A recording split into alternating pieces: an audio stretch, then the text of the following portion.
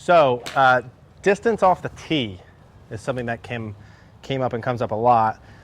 There's a bunch of little variables involved, but basically there's two big things. If you want to hit the ball farther, one is faster club head speed. So all else equal, swing faster, hit it farther. And angle of attack. So both are very attainable, but angle of attack is probably the more direct piece that you can change.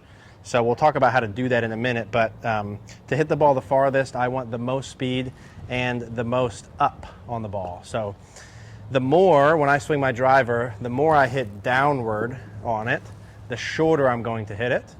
And the more I hit upward on it, the farther I'm going to hit it.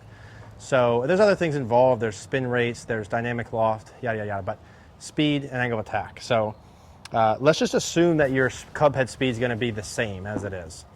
If you were to swing, let's say 90 miles an hour, and you hit well down on it, say 4 or 5 degrees, and then you made your next swing, and you still swung the club 90 miles an hour, but this time you swung 4 or 5 up on it, it would be a significant change. I don't know what the exact numbers are off the top of my head, but we're talking like at least 20 yards with that sort of difference in your angle of attack with the same speed.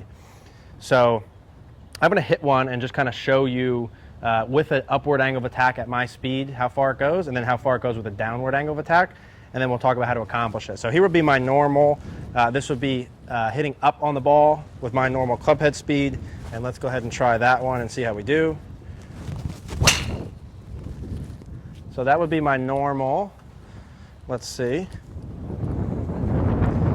So here's my upward angle of attack, 2.8, and my club head speed at 111.4. Now I'm going to do a downward one, and then we'll look at the distances. So here would be one that I'm intentionally trying to hit downward on, and I'm going to put the ball a little bit farther back to do that. When I hit more down, I'm going to expect this to go lower and shorter, and I'm going to try and keep the same club head speed. So there's my downward. I tried. Okay, good. So here's my 3 degrees downward, and my club head speed actually went down a little bit, but 3 degrees downward. And then that ball flight compared to my first one, this last one went 262 total. And that's about 20 yards shorter than my first one went, with that angle of attack being a couple degrees upward. Okay, so angle of attack with the driver is probably the piece that you could change the most to get the biggest gain in distance right off the bat. So how would you do that? Well, you could just try and hit more up, but there's ways to do it that are easier and more difficult. How we usually will start to train this is like this. So we'll start short and slow. Usually I'll have just hitting little kind of half swings, and we'll put an object in front. And this is something I've seen a lot of people do, and it works really good. And I do this with almost everyone if I'm trying to train angle of attack. I have a little pool noodle here, maybe about 2 feet in front of the ball. I've seen people use a sleeve of balls, like a cardboard box here right in front, or like a phone or something if you want to get aggressive. But something in front, it doesn't matter, it doesn't have to be a perfect height, little bag there. But just something that's in front that's in your way.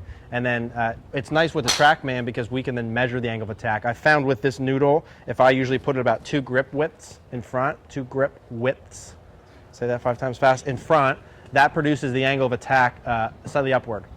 So it works really good. I don't know if it's going to work with the wind, but let's try it. So here's what we'll do again. We're going to start short and slow, little chip shots, confirm that it's actually up, and then we'll just keep the speed slow, but then increase the length. And then eventually you ramp up the speed. This is something you should be able to do reasonably quickly. So let's see if this stays here. If not, Zach's driver's going off. Okay, so we'll do a little short one first. Just a little chip shot. Okay. So that was 1 degree upward with my little half swing. So I'm going to say, okay, that was good. I'll probably do a couple more to confirm that. And then I'm just going to lengthen the swing and just continue to try and miss this. So I'll go kind of 3/4 swing. And that was 2 degrees upward. So you're not going to have a TrackMan to confirm it, but if you set up a noodle or something similar height, about 2 grips in front, that should work pretty good.